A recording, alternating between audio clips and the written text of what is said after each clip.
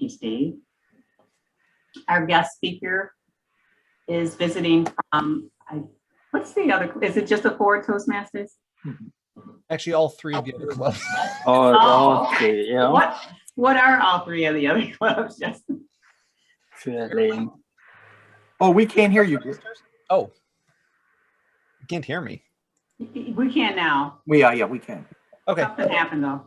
Oh, weird. Fairlane, I Talk, and Ford Toastmasters. Okay. All right. Well, thank you. Greg is here to give us a speech entitled A Club Website. He is an IT supervisor in the product development IT space. He has been a Toastmaster since 2015 and achieved the Distinguished Toastmaster Award in 2020. Now he's working towards his path, team collaboration. This speech is related to his level 3 project that requires the member to deliver something in a collaborative team environment, then talk about what they have learned. He hopes you will enjoy and maybe get some insight on his speech, A Club Website. And it's twice, I'm gonna say it twice, A Club Website, Greg Stockton. Hey, Greg, would you like to be the Vice President of Public Relations? Sure, Patrick, I would love to. This was an actual conversation that occurred on March 30th of this year when my 4th Toastmaster Club, Dungeons and Toast, chartered. This is a club that combines 2 of my favorite hobbies, role-playing games and Toastmasters, into one fun, energetic, educational environment. And I accepted the role for 2 reasons. I was caught up with the energy of this new club, but also because I firmly believe that if you are asked to take a role in Toastmasters, and you possibly can, that you should. So I accepted the role. And this was a unique assignment. I've already been VPPR before, but this was for a club outside of the Ford environment where we have some simplifying things. In this case, I was going to have to worry about Twitter and Facebook and Instagram and promoted posts and websites and mailing lists and informational strategies, messaging strategies. So there was a lot here that I was going to have to be thinking about.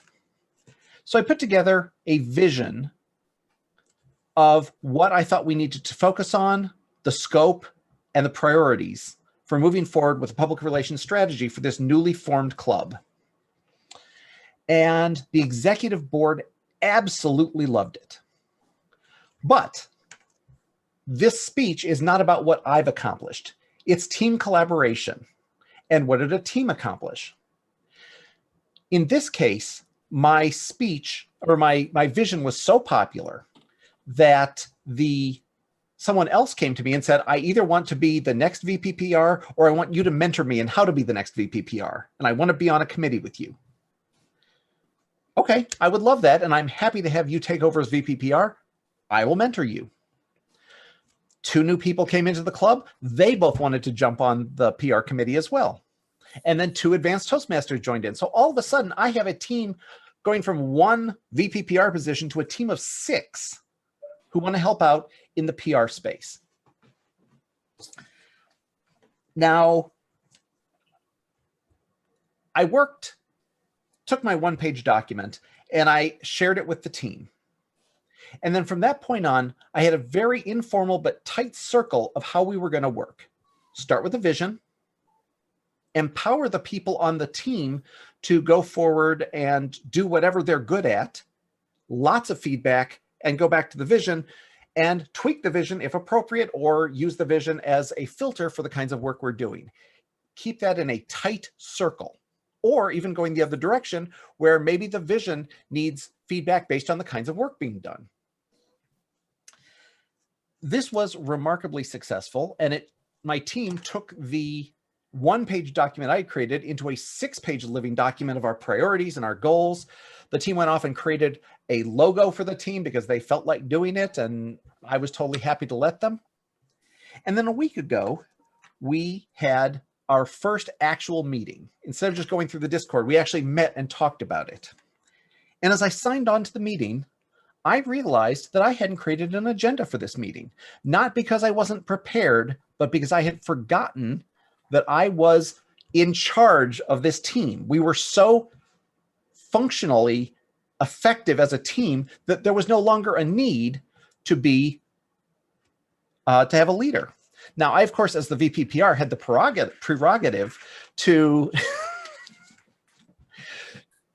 to make decisions, but I didn't want to. I wanted the webmaster to do the webmaster work. I wanted the person who knows to do editing to be able to edit their YouTube videos. I wanted the product manager of web to help us think through how we want to do this and what we need to prioritize. But I did create an agenda, and we got together and really focused on what we thought was the most important, which was the website. And we turned our 6-page document into a 10-page document focused on the website. We left that meeting. 3 days later, the webmaster came back with a prototype. She had taken our ideas for backgrounds and structure and so on and just put up a prototype, not a real website, didn't have any real content. But one of the things that she did do, because she was empowered, was we had agreed that we wanted a tavern background because we were a role-playing game club. But she actually went further and had 2 themes, daytime and nighttime. And depending on when you sign on to the website, based on what time it is for you locally, you will get either a daytime or a nighttime tavern as the background for this website. That sort of thing could never have come from me, whose websites look like they were created in 1990, because they were.